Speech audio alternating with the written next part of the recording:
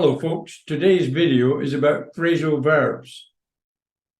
These phrasal verbs are something that you have to be able to use if you are going to get a high band score in IELTS. They're absolutely essential.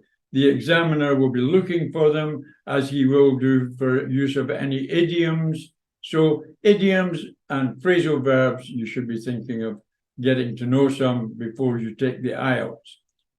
This particular video is going to give you 10 phrasal verbs. So welcome to let's get started. Phrasal verb, to rule out, to rule out. So here are some examples. You can rule me out, I will not be here. Don't rule out that they may change the date. Don't rule out that they may change the date. I think you should study the options and rule out nothing at this stage. So to rule out is to discard something and to forget about something, to not take it into account. So rule me out.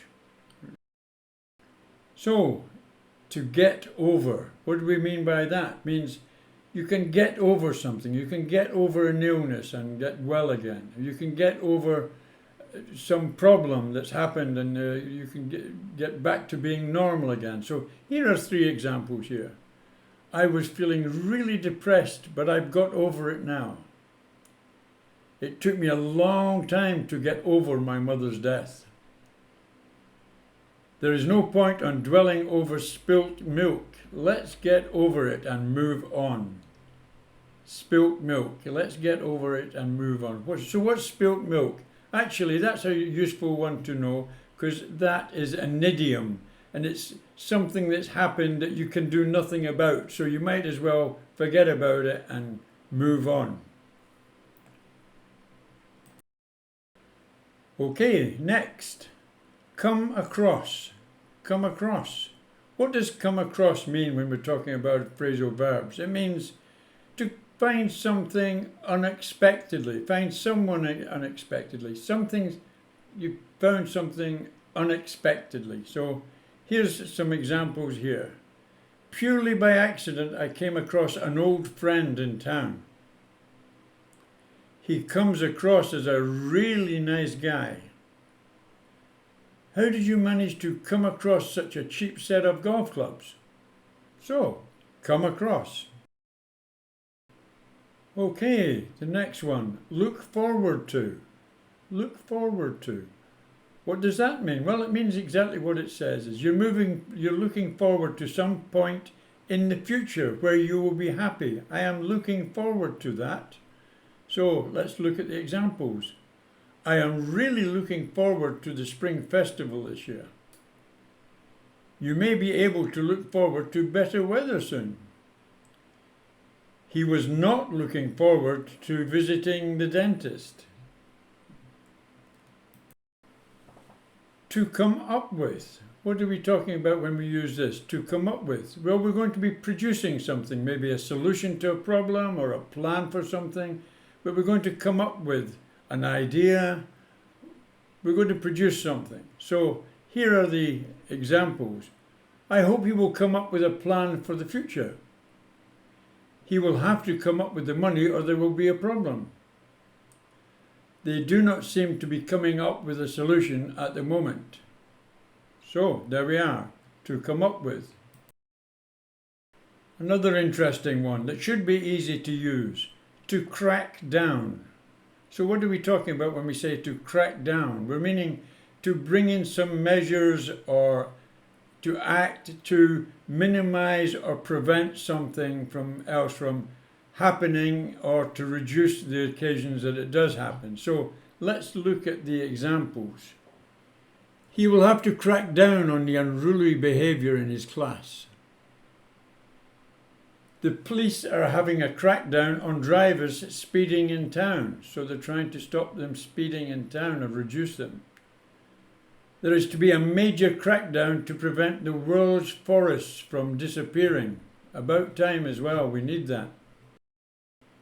To pass out. To pass out. What do we mean by pass out? Well, in this instance we mean to lose consciousness, to not to know what's happening. So, example, after working long hours, she completely passed out when she went to bed. After drinking so much alcohol, he passed out sitting on the chair. Her temperature was very high and doctors were afraid she would pass out. So there you go. Don't pass out. Okay, in this phrasal verb we have a double-edged sword. A double-edged sword? What's a double-edged sword? Well, actually it's an idiom, and it means it's something that can be used two ways. And as this phrasal verb it can be used two ways. So let's look at it. To put off, it means to postpone or to delay an event. It might even be cancel an event. Alternatively, it means it's something that can dislike or discourage someone, like yourself. So let's see what I mean. I had to put off my visit as I was feeling unwell, so we had to delay the visit. I was put off eating at that restaurant as it did not look so clean. So you dislike it and it discourages you. You don't want to use that again.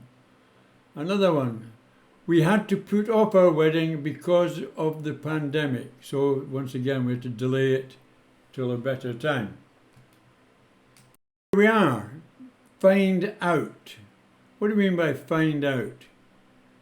It means to ascertain when something will happen, or you will have to find out how to get there. You will have to know, you will have to get the information. Did you find out where the bank was? Do you have that information? If they find out it was you, there will be trouble. Double trouble. Okay, there will be trouble. So that's it for now. And if you want to find out when my next video will be, please subscribe and ring the bell and you will be informed. You will find out when my next video is that way. Thank you.